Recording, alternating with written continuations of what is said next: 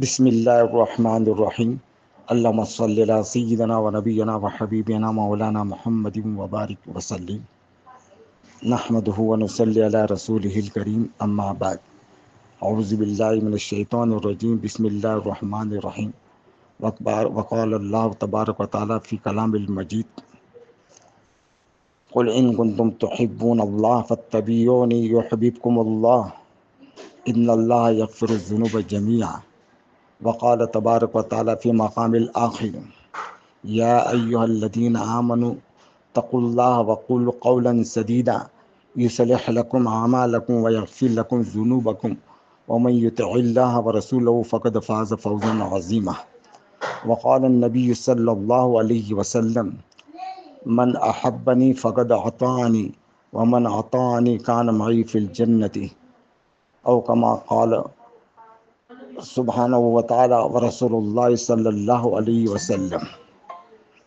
میرے خاص کر کے علماء کرام، دیکھو ایک بات یاد رکھو، کامیابی اللہ کے دین کے اندر ہے، جس کی زندگی میں دین ہوگا۔ اور ایک بات اللہ کس کے ذریعے سے کہہ رہا ہے؟ اس نبی کے ذریعے سے جس کی بدولت سے دنیا کو بسایا گیا ہے کہ تم میرے نبی کی اطاعت کروں گے تو میری خوشی ہے اس کے اندر۔ اور خوشی نہیں صرف اللہ پاک کہتے ہیں میں تمہارے گناہوں کی معاف کروں سارے۔ پہلی سب سے بڑی بات کہ ہمیں خوشی اور غمی کے اندر جو ہے ہمیں اللہ کے نبی صلی اللہ علیہ وسلم کے طریقے کو اپنانا پڑے گا۔ اور جس نے خوشی اور غمی کے اندر، چاہے موت میت ہو چاہے شادی ہو، اگر ہماری شادیاں نبی صلی اللہ علیہ وسلم کے طریقے کے مطابق ہوں گی تو کامیاب ہوں گی۔ آج کل ہم دیکھتے ہیں ہماری شادیوں کی کیا حالت ہے۔ ہماری شادیوں کے اندر دیکھتے ہیں بھائی، یہ منڈپ، یہ شادیاں، یہ ولیمہ، رات کا کھانا الگ، دوپہر کا الگ، پھر اس کے بعد داماد کو جب دعوت دیتی تو اس وقت ہمارے اس کے بعد الگ۔ اور لڑکیاں جو ہے سہیلی کے ساتھ میں 5-6 لڑکیاں جاتی ہے، لڑکی کے ساتھ میں کتنے لوگ آتے ہیں، یعنی خرچے ہی خرچے ہیں۔ دیکھو خرچہ ہی خرچہ ہے ہمارا۔ داماد کو بھی ہم دعوت دیں گے تو اس کے ساتھ میں بھی چلے آئیں گے کتنے لوگ۔ پھر ہماری فیشن ہے اور یہ ساری چیزیں جو میں پہلے کہہ چکا ہوں۔ اس لیے یہ چیزیں کنٹرول میں کب آئیں گی؟ یہ تو اللہ کا ڈر ہوگا تو اس کے گھر میں سادگی سے شادیاں ہو جائے گی، لیکن اس کے لیے قانون بنانا پڑے گا۔ اور یہ قانون میں نے آپ کو ایک کلپ بھیجی ہے تو اس کے اندر دیکھو خوشی اور غمی کے اندر چاہے کتنا بھی بڑا آدمی ہوگا۔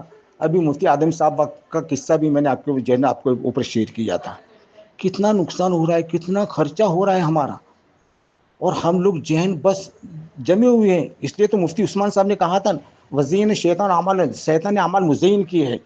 مولوی حسین صاحب ہونگے نے بھی کہا تھا کہ بھئی دیکھو کیا کیا ہے، ہم کن برائی کے اندر پھنس گئے ہیں۔ اسی وجہ سے ہماری زندگی کے اندر کامیابی اور ہم لوگ خوش ہو رہے ہیں۔ ہم دیکھتے ہیں کہ ہمارے جوانوں کو لے کر جوان کہاں کہاں جاتے، کتنی گاڑیوں کے اندر کتنا خرچہ کرے، کتنا نقصان ہو رہا ہے۔ ہمیں ہوش کیوں نہیں آتا ہے؟ بصیرت کی آنکھ ہمارے کھلی ہوئی نہیں ہے۔ ہمارے ان جوانوں کو دیکھو کہ کتنا یہ کیسی گاڑیاں چلاتے، کیسا کرتے۔ ہماری اولاد کو دیکھو، ہمارے وہاں کتنے طلاق ہو رہے ہیں، ان بچوں کی زندگیوں کو دیکھو۔ ہماری اولاد، ہمارے مال، سب سے پہلے کہتے ہیں مال۔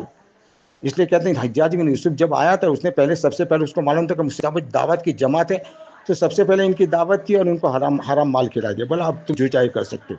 ہماری دعائیں اثر کیوں نہیں کرتی؟ ہمارا مال، مشتبہ مال۔